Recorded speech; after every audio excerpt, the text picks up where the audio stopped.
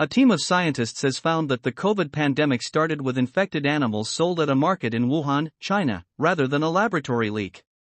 The researchers analyzed hundreds of samples collected from the market in January 2020 and identified a short list of animals, including raccoon dogs, civets, and bamboo rats, as potential sources of the pandemic. However, the study cannot provide definitive proof.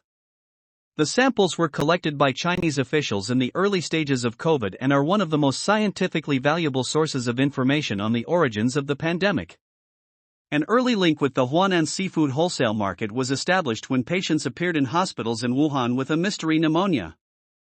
The market was closed, and teams swabbed locations including stalls, the inside of animal cages, and equipment used to strip fur and feathers from slaughtered animals. A team in the US and France has performed advanced genetic analyses to peer deeper into COVID's early days. They analyzed millions of short fragments of genetic code, both DNA and RNA, to establish what animals and viruses were in the market in January 2020. The results highlight a series of findings that come together to make their case. The samples suggest, but do not prove, that COVID started more than once in the market with potentially 2 spillover events from animals to humans. The researchers also used the mutations to build the virus's family tree and peer into its past. In their scientific publication, the full genetic diversity of coronavirus seen in the early days of the pandemic was found at the market. This study, combined with other data such as early cases and hospitalizations being linked to the market, all pointed to an animal origin of COVID. Professor Michael Warobay of the University of Arizona said that the full genetic diversity of coronavirus seen in the early days of the pandemic was found at the market. However, because farms destroyed their animals in the early days of COVID, there may no longer be any evidence left to find.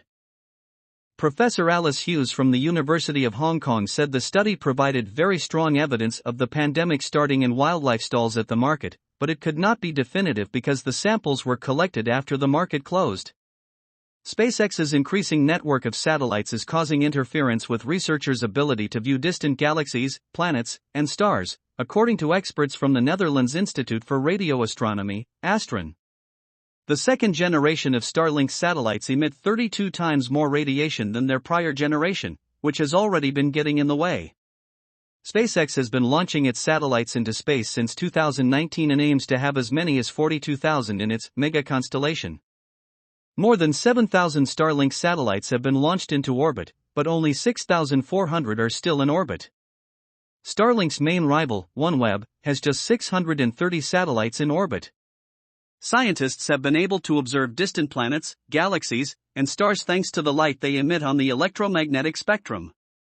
However, Starlink's satellites radiate light about 10 million times brighter than from the weakest sources of light they've identified, making it difficult to spot some objects. Professor Jessica Dempsey, who leads ASTRON, said that if SpaceX fails to mitigate the problem, the satellites will become an existential threat for the kinds of astronomy we do. SpaceX has managed to lessen their irritation by listening and working with detractors. SpaceX has tried various things, such as painting its satellites black and using sun visors to block some sunlight. In January 2023, SpaceX reached an agreement with the National Science Foundation to mitigate the effects of the second-generation Starlink satellites.